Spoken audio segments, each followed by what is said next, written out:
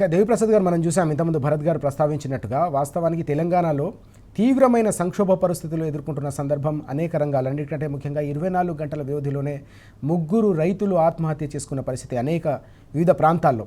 ఎట్లా చూడాల్సిన అవసరం ఉంది? కీలకమైన అంశాలు రైతుకు సంబంధించిన రైతు బంధు కావచ్చు, యూరియాకు సంబంధించిన కష్టాలు, కరెంటు కష్టాలు, సాగునీటి కష్టాలు, ఇలా ప్రతి అంశంలో కూడా రైతు ఈరోజు గోసపడుతున్న సందర్భం, అప్పుల పాలై పూర్తిగా బలవన్మరణాలకు పాల్పడుతున్న దయనీయ పరిస్థితులు.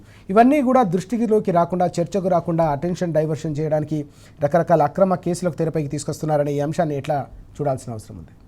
రాజుగారు, తెలంగాణ ఒక దశాబ్దాల కాలంగా నీటి కోసం, కరెంటు కోసం, సమస్యల పరిష్కారం అనేక బహురూపుల పోరాటాలు చేసింది, అనేక త్యాగాలు చేసింది. వేల మంది తమ రక్తాన్ని తర్పణ చేసిండ్రు రాజుగారు. ఈ నేలలో ఉన్నటువంటి సమస్యలన్నీ పరిష్కారం కావాలని అనేక ఆత్మహత్యలు జరిగినాయి, అసహజ మరణాలు జరిగినాయి, అనేక మంది ఎన్కౌంటర్లలో చనిపోయినారు, అనేక మంది తమ జీవితాలు విధ్వంసం అయిపోయినాయి.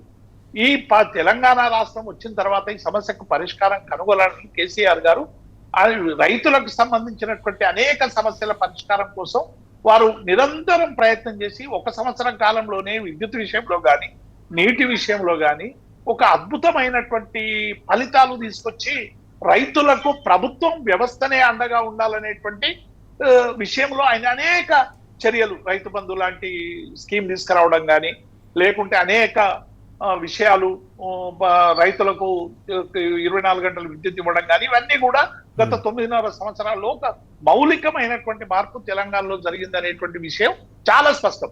ఈ మౌలికమైనటువంటి మార్పును ఇలా దెబ్బతీసేటువంటి, విధ్వంసం చేసేటువంటి ప్రయత్నం, డిస్ట్రక్షన్ చేసేటువంటి ప్రయత్నం జరుగుతూ ఉంది.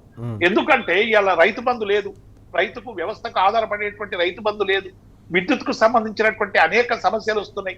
గతంలో ఒక ట్రాన్స్ఫార్మర్ కాలిపోతే 24 గంటల్లో మొబైల్ ట్రాన్స్ఫార్మర్ అమర్చేటువంటి వ్యవస్థ నుండి ఇవాళ మళ్ళీ వారం రోజులు సబ్ స్టేషన్ల దగ్గర పడిగాపులు కాసేటువంటి ఒక దుర్గతి తెలంగాణ రైతుకు పడతా ఉంది. యూరియా బస్తా కోసం, ఒక యూరియా కోసం 2 రోజులు 3 రోజులు లైన్లలో నిలబడేటువంటి పద్ధతి, చెప్పులు పెట్టేటువంటి పద్ధతి. రైతులు 2 లక్షల కంటే ఎక్కువ రుణం తీసుకుంటే మీరు అప్పులు తెచ్చి కట్టండి, మేము రుణమాఫీ చేస్తామని చెప్తే అనేక మంది తమ అప్పులు చేసి ఇవాళ బ్యాంకులలో డబ్బులు కడితే వాళ్ళ రుణమాఫీ కాక ఇవాళ ఆక్రోశిస్తున్నటువంటి పద్ధతి. బోనస్ ఇస్తామని ఎగ్గొట్టినటువంటి సందర్భం. ఇవాళ సరైన టైంకు కొనుగోలు చేయకుండా రైతుల్ని ఏడిపిస్తున్నటువంటి సందర్భం. ఇవన్నీ కూడా రైతుల ఆత్మహత్యలకు మళ్ళీ దారితీసేటువంటి పరిస్థితి కనబడుతుంది. గురుకుల విద్యార్థులు 60-70 మంది ఇలా విద్యారంగంలో వచ్చినటువంటి సంక్షోభం వల్ల అసలు 60-70 మంది గురుకుల విద్యార్థులు చనిపోయినటువంటి సందర్భాన్ని మనం చూసినాం. ఇలా రియల్ ఎస్టేట్ కుదేలైపోయి ప్రతి నియోజకవర్గంలో కూడా 2000 నుంచి 3000 మంది యువకులందరూ కూడా తమ ఏమైతుంది మా బతుకులు అనేటువంటి బాధపడుతున్నటువంటి సందర్భాన్ని చూస్తా ఉన్నాం. ఒక్క మాటలో చెప్పాలంటే ఇది అడ్మినిస్ట్రేషన్ కు పెరాలసిస్ వచ్చింది రాజుగారు. పెరాలసిస్ అడ్మినిస్ట్రేషన్ జరుగుతా ఉంది, తద్వారా ఏకపక్ష పాలన జరుగుతా ఉంది. అంటే మొత్తంగా కూడా ఈ పరిపాలనకు ఇలా పక్షపాతం వచ్చి అది కాంగ్రెస్ పక్షపాతంగా మారిపోయినటువంటి నేపథ్యాన్ని మనకు చాలా స్పష్టంగా కనబడతా ఉంది. అందుకే దీనికి సరైనటువంటి జవాబు పోరాటాలే రాజుగారు. ఇలా బీఆర్ఎస్ పార్టీ పోరాటాలు చేయాలి, ప్రజల్లో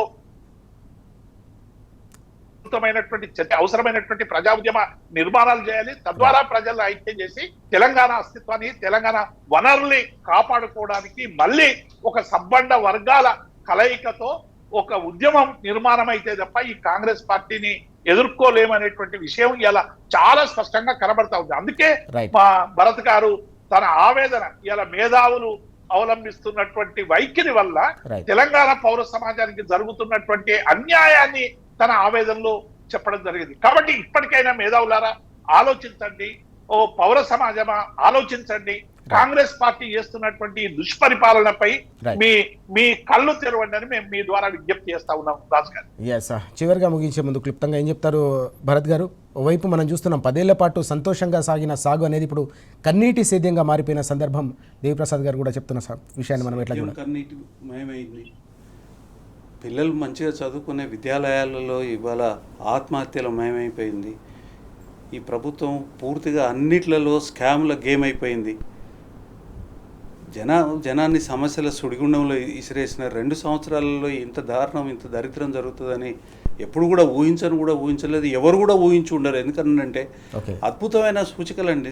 కేవలం మీరు కేంద్ర ప్రభుత్వం కన్సర్న్లలో పనిచేసేది నీతి ఆయోగ్, తర్వాత కేంద్ర ప్రభుత్వం ఆధ్వర్యంలో నడిచేది ఆర్బీఐ. ఓకే. ఈ గణాంకాలు తీసుకోండి, ఎక్కడి నుంచి ఎక్కడికి తీసుకుపోయినారు కేసీఆర్ గారు ఈ సమాజాన్ని 10 సంవత్సరాలలో. రైట్. ఆ సమాజాన్ని ఇవాళ ఏ రకంగా సుడిగుండంలో పడేసేసి ఇబ్బందులు పాలు చేస్తూ ఉన్నారు. రైట్. నిజంగా కూడా పోలీసులకి చిత్తశుద్ధి ఉంటే మీరు గురుకులాలలో జరిగే ఆత్మహత్యల మీద సిట్ వేయండి. ఓకే. తర్వాత ఈ రైతులు ఎందుకు చనిపోతున్నారు అనేది సిట్ వేయండి. మీకు కూడా సామాజిక బాధ్యత ఉన్నది రైట్. అండ్ సామాజిక డ్యూటీ ఉన్నది. ఓకే. ఆ డ్యూటీని చేయండి. ఈ చిల్లర మల్లర సిట్లు వేసేసేసి ప్రశ్నించే గొంతుల్ని నులిమేలనే ప్రయత్నం చేసే దుర్మార్గుల ప్రయత్నానికి మీరు ఒత్తాసు పలకొద్దు. Right. పోలీస్ వ్యవస్థ అనేది ఇది ప్రజల యొక్క డబ్బుతోని మీకు జీతాలు ఇస్తూ ఉన్నారు. రైట్. మినిమం మీకు వారి పట్ల మీకు ఆ కృతజ్ఞత Right. ఉండాల్సిన అవసరం అనేది. ఇవాళ ప్రజల్ని అనేక రకాలుగా సాధిస్తూ ఉంటే మీరు ఈ రకంగా వాళ్ళ చేతుల్లో పావులు కావడం అనేది చాలా పొరపాటు. ఎస్, మనం చూస్తూ ఉన్నాం. దర్యాప్తు జరగాల్సింది, విచారణ జరగాల్సింది రైతుల ఆత్మహత్యలపైన ఎందుకు జరుగుతున్నాయనే దానిపైన, విద్యార్థులకు సంబంధించిన బలవన్ మరణాలపై జరగాలి, కుంభకోణాలు ఎలా జరుగుతున్నాయనే దానిపై జరగాలి తప్ప తెలంగాణ ప్రజల పక్షాన, తెలంగాణ వనరుల కోసం, తెలంగాణ సంపదను కాపాడుకునేందుకు బీఆర్ఎస్ ప్రశ్నిస్తున్న అంశంపై కాదని చెప్పేసి భరత్ గారు స్పష్టంగా చెప్తున్నారు. దేవిప్రసాద్ గారు కూడా తప్పకుండా ఈ పోరాటాన్ని కొనసాగిస్తాం, రానున్న రోజుల్లో కూడా కేసీఆర్ గారి మార్గనిర్దేశనంలో తప్పకుండా తెలంగాణను కాపాడుకునేందుకు బీఆర్ఎస్ శక్తి వంచన లేకుండా తన ఉద్యమ పంథాను కొనసాగిస్తుందని స్పష్టం చేస్తున్న అంశం కూడా మనకు కనిపిస్తూ ఉంది.